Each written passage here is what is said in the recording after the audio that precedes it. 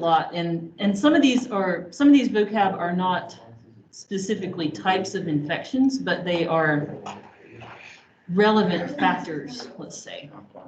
So one of our first definitions is for reservoir.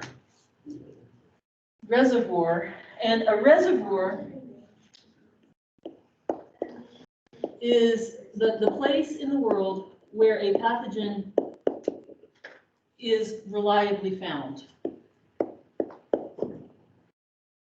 Where a pathogen is reliably found. Where it stays most of the time. And the pathogens that we have the hardest time getting rid of have a reservoir like in other animals. So like they live in mosquitoes, or they live in birds that we can't control, and thus we can never get rid of them. So they would come to us from animal reservoirs. When people are actually infected, they can be a reservoir. Well, aren't we technically a reservoir for our flora and stuff like that then? Yeah, we are reservoirs for flora all the time, but normally flora are not as problematic as some of these other pathogens. Okay. Yeah, so this category is saying there are various kinds of animals that can be reservoirs for different pathogens. Sometimes they're insects, sometimes they are humans, but there are some microbes that they just live in nature, let's say. They live in the soil, maybe they're endospore formers, and they can stay in the soil forever, basically. Or they live in water, or they move through the air, and no matter like how much we try to treat the heck out of people that have it, if there's another reservoir besides people, we always have to be vigilant against that pathogen. So reservoir is like, where is the more permanent living place of a virus or bacterium or fungus? What do you mean by the built environment? Is that like a city? Houses, buildings, sewers would be a good example of. Probably good you're not going to be a nurse. Sewers would be a good example. So our next definition is carrier. And I think we've talked some about what it means to be a carrier. But a carrier is somebody who harbors,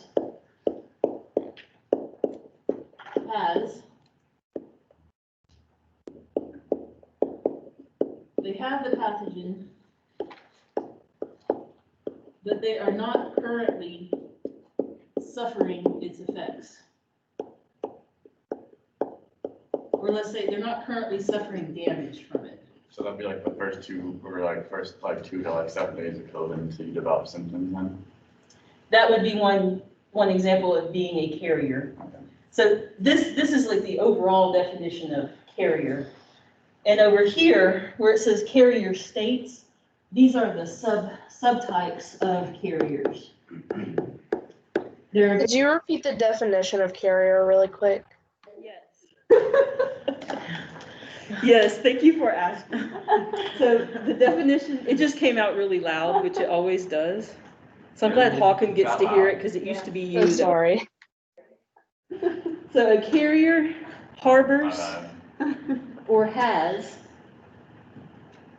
a pathogen in them or on them, but they're not currently suffering the damage.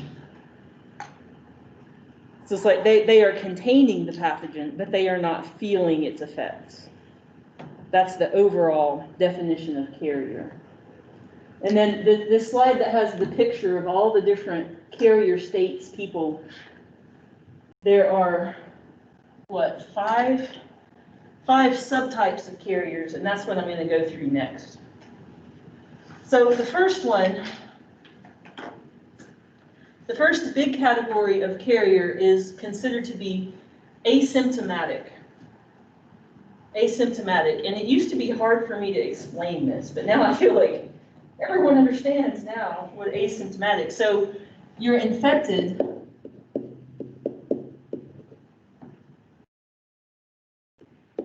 but you have no symptoms. you're asymptomatic. Like you feel completely fine. And unfortunately, SARS-CoV-2 has resulted, like the way that those infections work, there are a lot of asymptomatic carriers.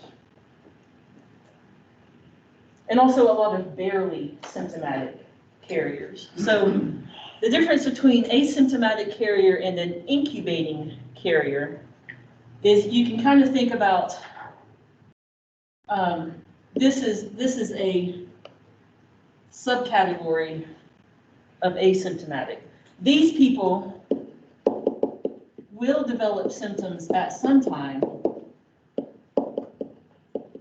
What happened? Yeah. later, yeah, but they haven't yet. They would be asymptomatic, but eventually they will develop symptoms. So later on, you could say, well, that person was an incubating carrier. It's a subdivision of an asymptomatic carrier. There are probably some people that are able to spread SARS-CoV-2 that never showed symptoms ever. Like maybe kids, little kids. Like never felt a thing. Maybe still spread it. But most people who are above the age of kids that spread COVID when they're asymptomatic, they are incubating and they will show some kind of symptom later on. So these are sort of similar to each other, but not exactly the same. This one is very important this week, the concept of convalescent carrier. Could you, I can't read. I know you can't read these. I know you can't read the image, because if there's a drawback of this book, it's that they do this. They make this huge page-long table, and when I try to put it in a PowerPoint, it comes out tiny. At least the pictures are clear. Yeah, the pictures are nice. But then they even make it so I can't cut off each one of these and make it a separate slide because it would cut off the lady's head. And you got this lady's head. They don't need heads, it's okay. Oops, I don't know. It bugs me. Have their heads cut off. If someone is a convalescent carrier, they are How do you spell that? convalescent. Let me write that out here. Convalescent. It has the same spelling as the stage. Convalescent period. So this means getting well. People who are a convalescent carrier are getting better, but they're still infectious. So this is the big question about the debate that's supposed to happen next week. President Trump definitely is getting better.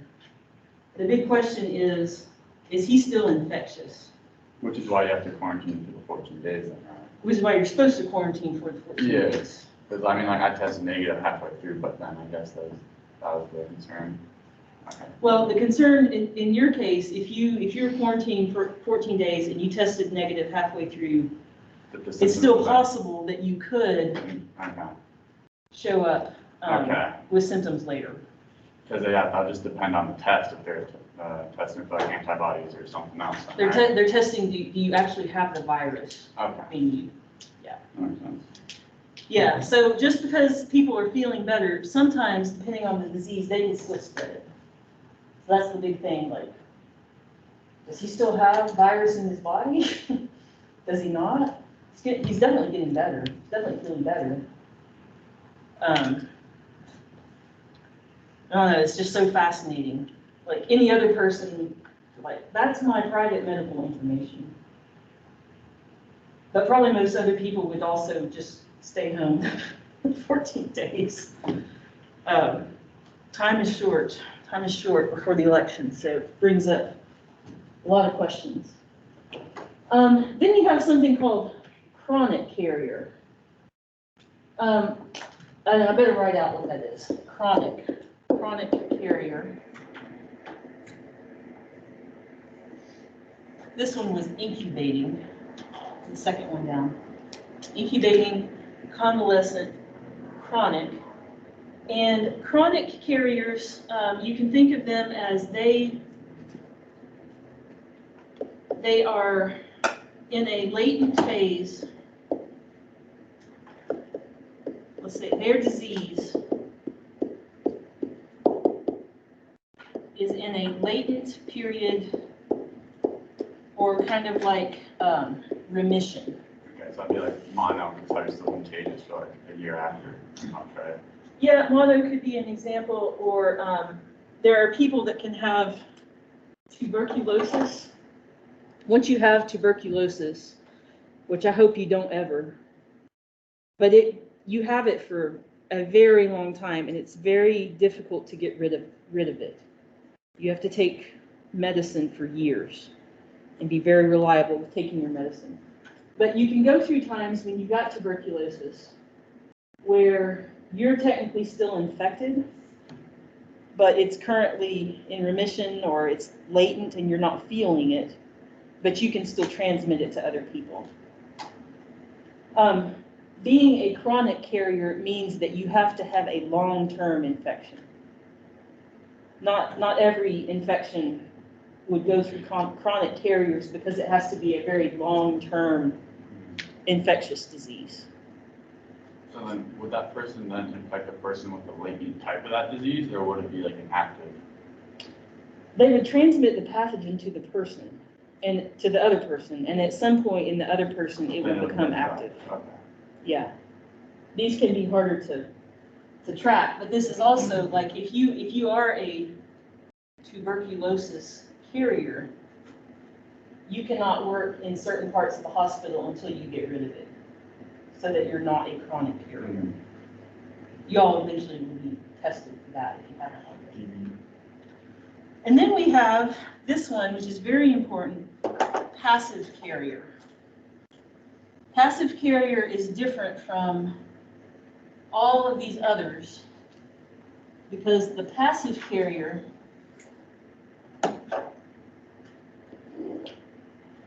was never actually infected.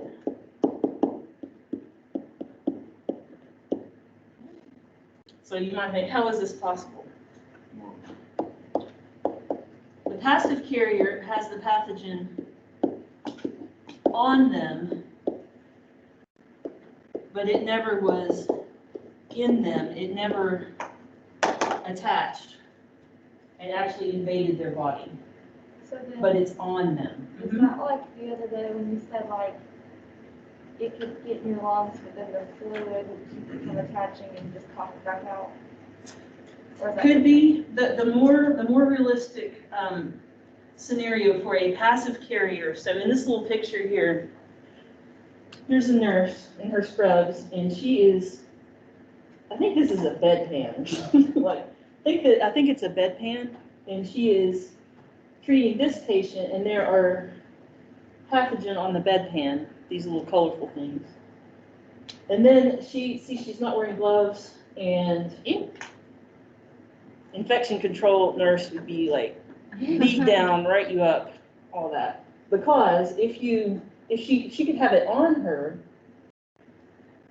or if she took this item to this guy and there are pathogens on it, she could give it to this guy even though she was never infected.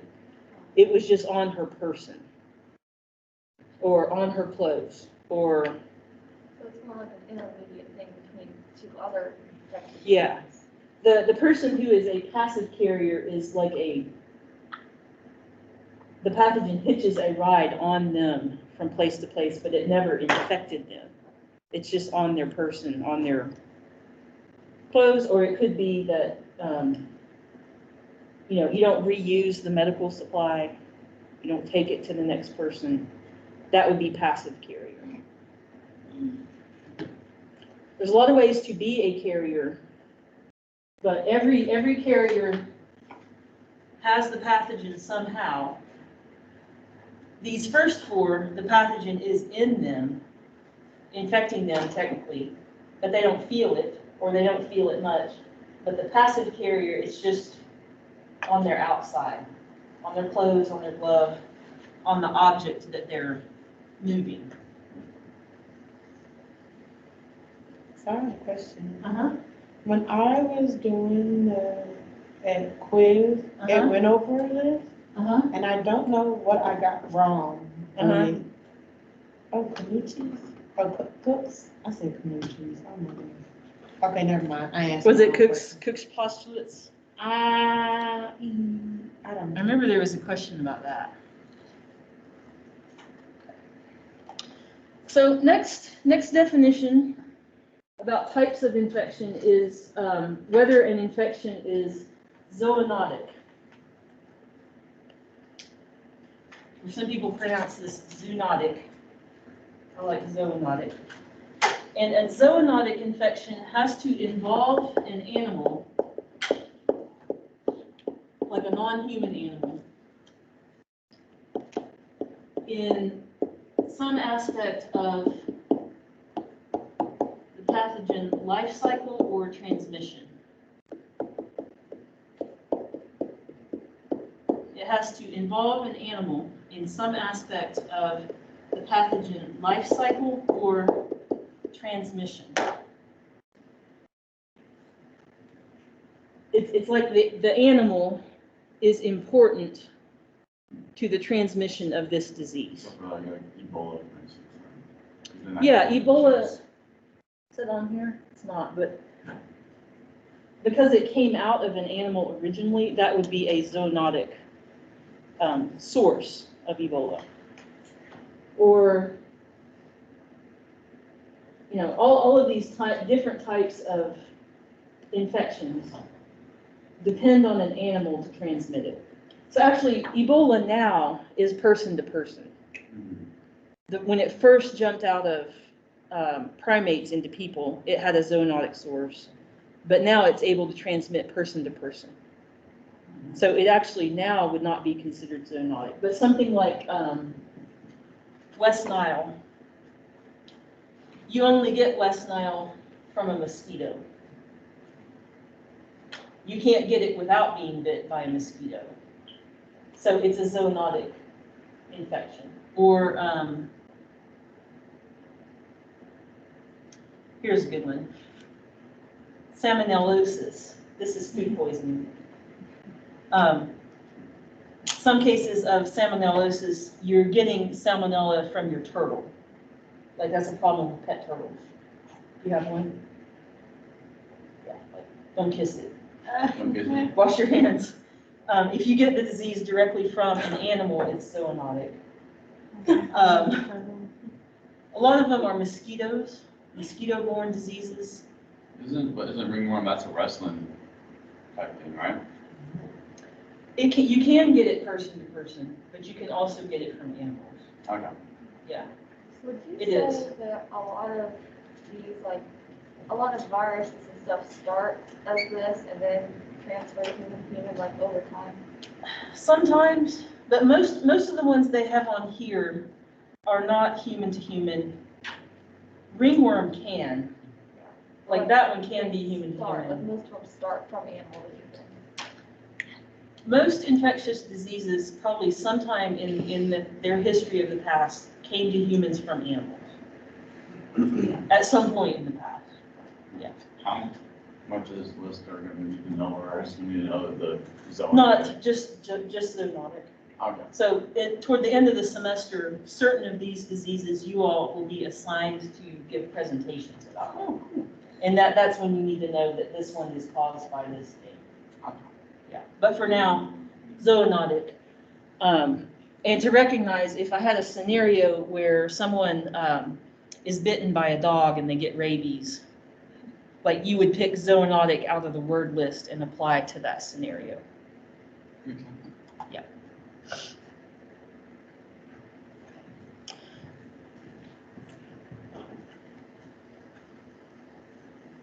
Another way that we can describe infections is how are those infections moving between people.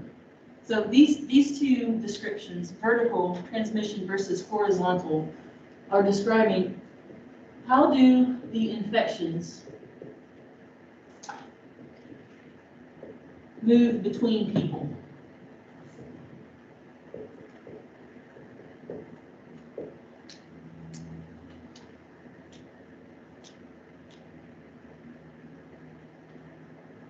how do infections spread through human populations?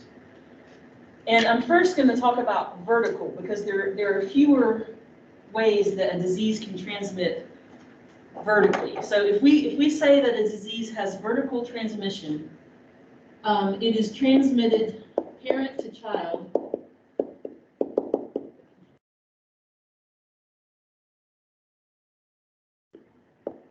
This is hard for me to describe. Parent to child based on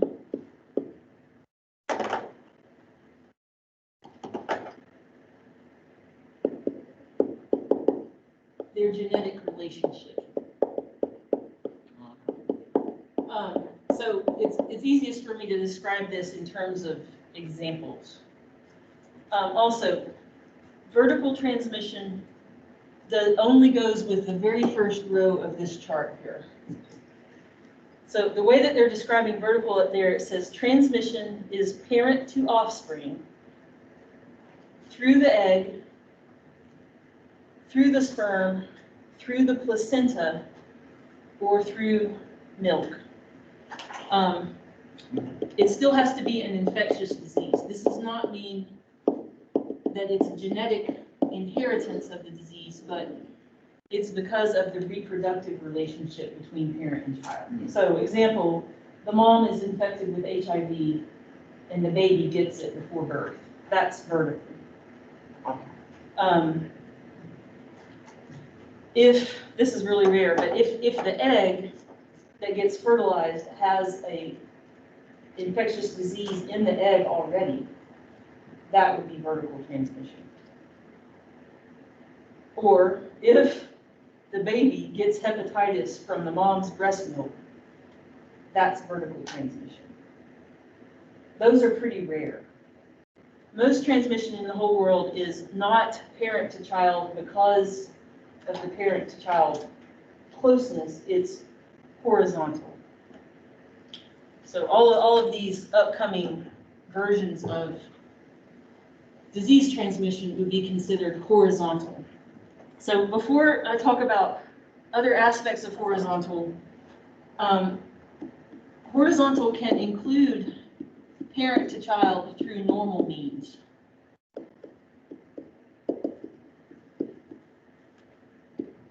Or by normal ways. So what I mean by that is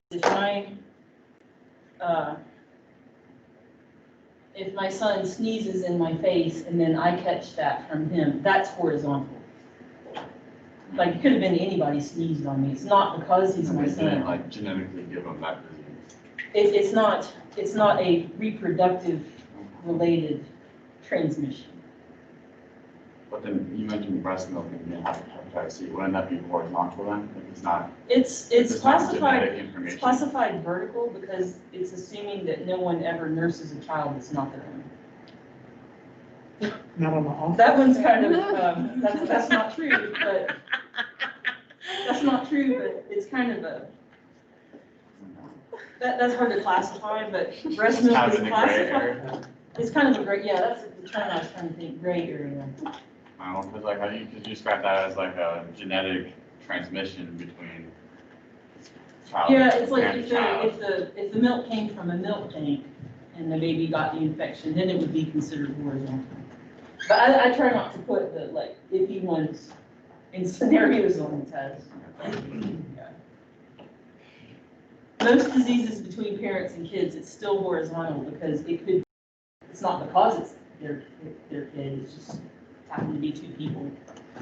So horizontal transmission, it's person to person, it's an infectious disease, and we can classify those as direct or indirect. I need to write nicer. Right. Direct versus indirect. So if we have direct transmission,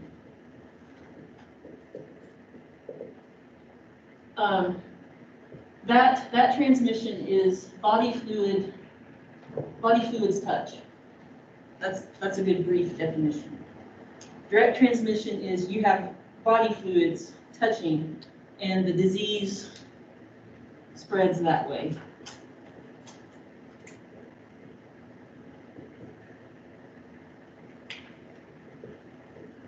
So it's like the pathogens are staying in the fluids and the two people exchange fluids directly. It's a subset of horizontal. So all of these, direct, indirect, and vector, are subcategories of horizontal. So for example, they're showing the people kissing. If you spread a disease by kissing, if you spread a disease by sexual contact, if you, what are the others? Droplet, transmission of big droplets through the air is considered direct. So this is including mixing of body fluids wet to wet. And make yourself a note, this includes large respiratory droplets. Would small ones be considered indirect then? Aerosols are considered indirect. Yeah. So it's like, if we all huddled together in an elevator, or if we're all in a car without masks, and I breathe in the big droplets that you just breathed out, I might as well have like kissed you from a disease standpoint. It's wet to wet. This is an easier way for pathogens to transmit because they never have to get dried out. They don't have to live outside your body. It's direct transmission. Indirect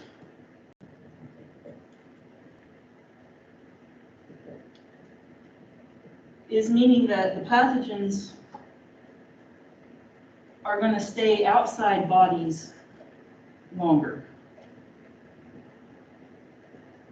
And they don't require fluid-to-fluid contact. So aerosols, the tiny floating particles that we breathe out that go long distance, aerosols are considered indirect. Again, this is something that used to be, other years, it's so hard to explain, but now people have heard of this aerosol versus big droplet thing. And there's also a distance component. So I can't directly get a disease from someone else if I'm far away from them. Reach out your hand. I can't get a direct contact disease from her. But if she breathes the aerosol on me, it can come over where I am. So that's why aerosols go in the indirect category. Indirect would include, so some of that stuff that's hard to see over there. Indirect includes, you get it from, you get the disease from the environment.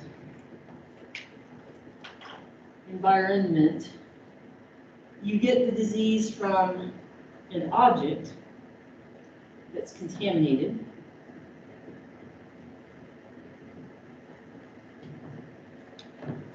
And if you get the disease from an object that's not living, that somebody else touched, and then you touch it, and then you get the disease, that has a name of its own. That's called fomite. And that's just such a funny word to me. It sounds made up, but it doesn't go with the rest of this. Fomite. The table could be a fomite. The marker, the light switch.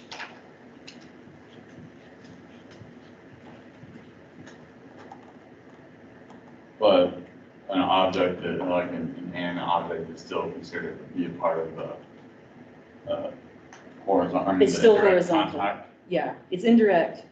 So fomite would be like, if she took this plate to this guy, that would be a fomite, and that's indirect transmission. It would also be passive carrier. If this guy went over to this guy's room and coughed on him, that would be direct transmission. If you got up close and coughed on him, which, why would you do that? It's a silly example. There's one other category of indirect transmission that's really important, included in that category, called fecal oral. fecal-oral transmission. So this is when you have fecal contamination that spends some time, the bacteria they're coming from feces, they spend some time in the environment, they get on people's hands, so it's usually hands, and it usually ends up in the mouth, and that is a disease transmission method that is not direct. It's not direct. It's considered indirect, but it's a big way that diseases spread. Fecal oral. This should be most common with little kids, but it happens with grown-ups too. You don't wash your hands often.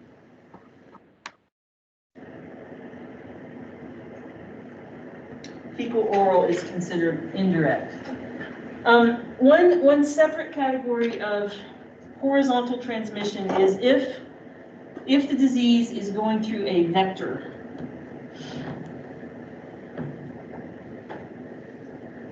So that would be like the passive carrier. Right? This is kind of just like a mode of transportation for that. I need to look over here and see if I can read. So is pink eye kind of like the fecal oral? Pink eye can have a lot of reasons. So pink eye is your eye turns red. One of the reasons that you could get it could be that you've got fecal matter in your eye. But pink eye can also be a COVID sign as well. And COVID does not transmit fecal oral, as far as we know so far. But yeah, having bad hand hygiene and then rubbing your eye can transmit a disease to your conjunctiva covering on your eye through fecal oral route. Yeah. Nice. Yeah. So if a disease spreads through vector transmission, there's an insect moving it. The insect is moving the disease person to person. Like the mosquito bites you, and then it comes over and bites me, and it moves the disease person to person. That's vector transmission. That almost always involves a biting insect. But wouldn't that then the disease would have to be in the bloodstream for that to happen? It's usually a bloodstream disease. There are some cases where it's not a bloodstream disease. Like, this is gross, but if one kid has a fungal infection on their scalp and also lice, and the lice crawl off them and they crawl onto kid number 2 and also bring them the fungal infection, that had a vector. But it wasn't blood to blood, it was skin to skin. If that makes sense. So is this like Lyme disease? Lyme disease involves a vector because you have to be bitten by a tick to get it. You can't get it person to person. The tick bites you. Can that also be considered zoonotic? It would also be considered zoonotic. Yeah, so that's a good point. Every disease that has vector transmission, you would also classify as zoonotic because there's an animal involved. Yeah. Yeah. I think next week or sometime before the next exam, I put up examples of scenarios and give you the word bank, and you kind of try out like how many of these words apply to this scenario. Okay, so it's like the 5 things from carrier, the 4 things from the transmission thing, the zoonotic, and then the reservoir. Yeah, let's go back and see how many. Maybe you could circle the word bank words. So I'm going to go back.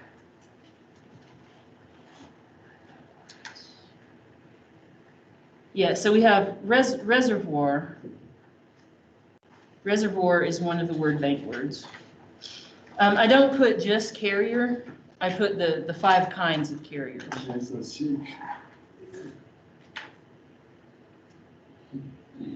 Or no, maybe I just put carrier. It may just be, I think it's just, That'd be easy. it's just carrier. And then I describe, is it active or is it passive transmission?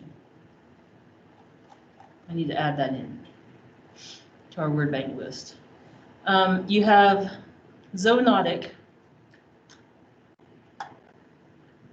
That's one of the word bank words. Vertical transmission and horizontal transmission. Those are in the word bank. And then direct, indirect, and vector as well. Well, isn't the direct, indirect, and vector all part of the horizontal transmission? Yes, they are. So would you have So to list- if you picked indirect, you should also list horizontal as well. It's not given the, that's just the subtype. So we should put horizontal and direct. Or like- Basically, there's the word bank list up at the top, and then you write every word that applies to the scenario down in the space. Okay. Yeah. Mhm. And you said the vector was the insect biting one person and then biting another. Yes, yes. So vector transmission is the insect moved, and it is a subtype of horizontal transmission. Fomite is also in the list. Wow. If It's- I don't write it, I won't remember it. Fomite, yeah.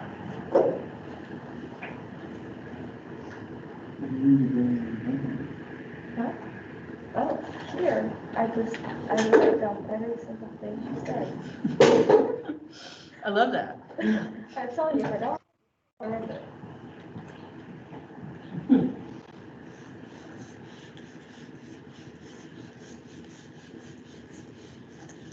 Okay, so you need to know, basically, you need to know the definitions, but be able to apply the words to scenarios. I don't like to grade written definitions, because there's no such thing as the definition for this thing. It's like, do you know what that means in a real-world setting? Mhm. Can we go over the quiz, because I'm having Yeah. a real hard time, like, figuring out what I got wrong. Yeah, let's go over the quiz.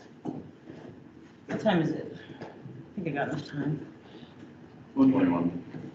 Yes, we do have enough time. I'm going to do the quiz first and then come back to this. Uh-huh. I didn't take the quiz, so do you want me to step out while y'all go over this? No, you're excused from the quiz. Okay. Let's see. I don't remember what's on the quiz, so I have to go and look at it. It's 12.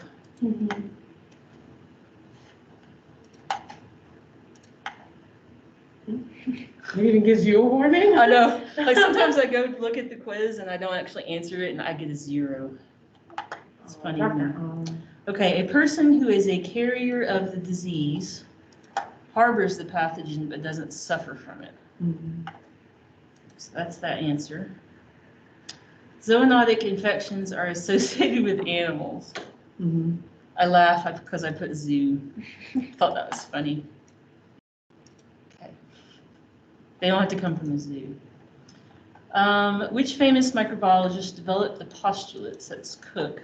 I don't have to attach to it. Was that in the reading even? I put Isensky. Okay. It's Cook. Because I looked at the notes from like the first week of class and it said he developed like germ theory or something like that. Okay, yeah. So any time that you want me to go through a quiz after it's due, I'll do it. Because I know sometimes having them on Canvas now, I've forgotten to do that sometimes. Did you know I normally have them like during class? Yeah, Uh, it's a big change for me. Needs more time for notes. Because it used to be like you have to get here on time and you have to, like you don't have your books and stuff and you have to write down the answer right now and then you pass in your paper. This is very, I did that for 5 years in every class, and so trying to get the quizzes right has been kind of difficult this semester. Oh, you had the old, you remember, Constant had those quizzes too back in the APT. And some of them were about like, chapel too, so you would have to go. to Yeah, I would chapel. give chapel bonus too. I would put Chapel and Convo bonus questions on the quizzes, which I can't do now. It's too bad. So which do you think is better? Which do you like I better? like this. You like these better? Yeah. Yeah, you can have your book with you, so it's probably better. And there's more time for notes. It does give me a significant amount of time in the whole semester if I'm not taking 5 minutes a day. So it's good. It's good in that way. So I want to use the rest of our time today to talk about something really important that Robert Cook did. In addition to set up all of the lab procedures, that we still use today for microlab, he also figured out a set of rules or postulates to help us be very sure that a certain disease is caused by a certain microbe. We kind of take this for granted these days, like, well, yeah, we know that HIV causes AIDS, but someone had to figure that out rigorously and carefully in the beginning. And when people last winter started getting sick with this weird respiratory disease, we're still using Cook's postulates to figure out, oh, they have a new virus, and we're going to call it SARS-CoV-2. So it still applies today. And there are four postulates or 4 rules that you have to use to prove that a certain microbe causes a disease. So number 1 is every person with that disease has that microbe. Or we could say the microbe is present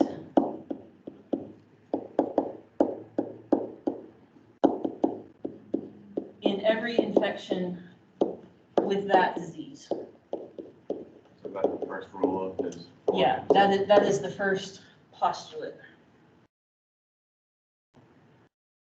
Maybe I'm just not clicking here, but what do you mean by is present in every infection with that disease? Like, what is an infection with disease? Like, I'm Yeah, trying so for example, with SARS-CoV-2, it's tricky in the beginning, like, okay, there's a lot of people with respiratory problems right now. The ones that we can't find any other reason, if they don't have the flu, if they don't have bacterial pneumonia, if they don't have allergies, you got this group that's like, what is wrong with them? Out of that group, can we find the same virus in all of them? And this is, like, I like that you asked that because it's not always so easy. And when new diseases come up, there's always like, well, it could be this. Could be that they just had a stroke. But like with Ebola, it's easier because it's like, oh my gosh, they've got blood coming out of their nose. Does everybody that's having blood coming out of their nose have the same virus? Actually, yeah, probably. That's like a real weird Ebola symptom, but that's the first thing you ask is like, do all the people with this new problem that we can't figure out what it is, do they all have the same virus or bacterium or microbe in them? Then, if that's a yes, you go to the second postulate, is that you have to isolate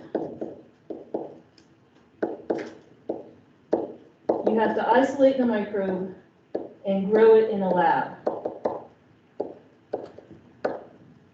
You have to be able to get the microbe out of the sick person or sick people and be able to pure culture it. Pure culture is a big deal with this. I'm writing pure culture and circling it. You have to be able to develop a pure culture of that microbe and get it away from all other microbes that you got out of the patient.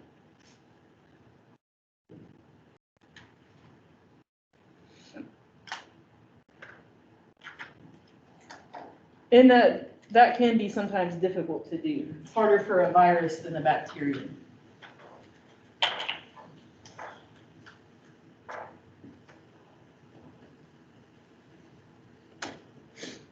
Okay, third step, or third postulate.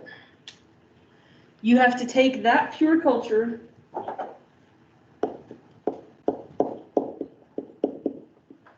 that you made in the lab, that must cause the same disease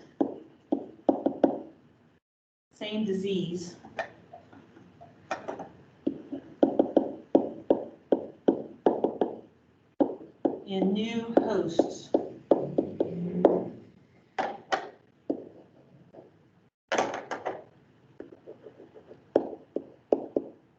We don't try this in people anymore. Not anymore. But then how do you like see the symptoms of like a mouse or like a rodent or So something? they do it in mice That's just like in, as a test. But for ethical reasons, we don't do this in people. So then with the It's symptoms, not still be the same in the mind. You have to look in the population. So if the disease is real deadly and it killed the first mice and it killed the second mice, that's obvious. But for something like SARS-CoV-2, where the symptoms are not the same, you have to look in populations of mice. So it's always like the mouse, the mice, and then the other mice, and you look in the population. that's all. Is that what you're, yeah, you look in the whole population. but then like also then how would you look for symptoms? Cause like, I mean, like, can a mouse actually cough or something like that? The, looking for symptoms and behavior in mice is very fascinating, and it's more well-studied than you would think. Like, there are tests for, do the mice have anxiety? Are the mice scared today? You can measure so many things in mice with tiny equipment, and it's really cool. It's really cool.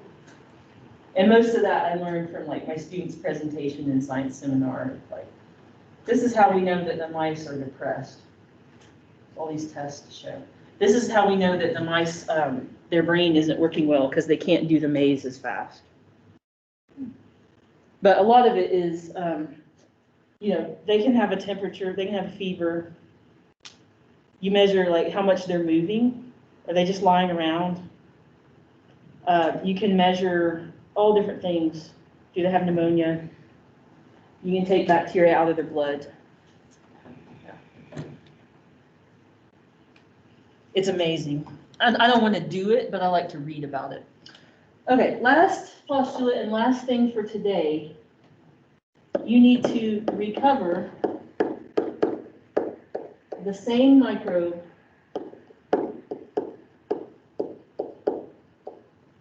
from the newly infected. So I'm writing, you need to recover this.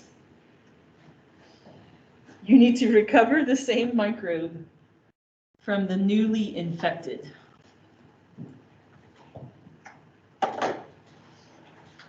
Okay, so the population of mice got sick. Can you get that same microbe again out of them? That gives you the confidence. It's like, yes, this bacterium is causing this problem in the mice, and we know it's causing this disease now. Those are the Cook's postulates. So Monday, there will be a quiz over the webinar video. I have not written it yet because I have not watched the video yet. So that's coming. You're supposed to watch that today? It was going to be for today until I realized how behind I was. And this, what I went over today is very important. So I didn't want to give short shrift. Do we care about the second half? That will be, we'll use those slides on Monday. So we use the same slide set Monday that you got in this packet, but you need to watch that webinar video and look for a quiz that will appear this weekend. That's the plan.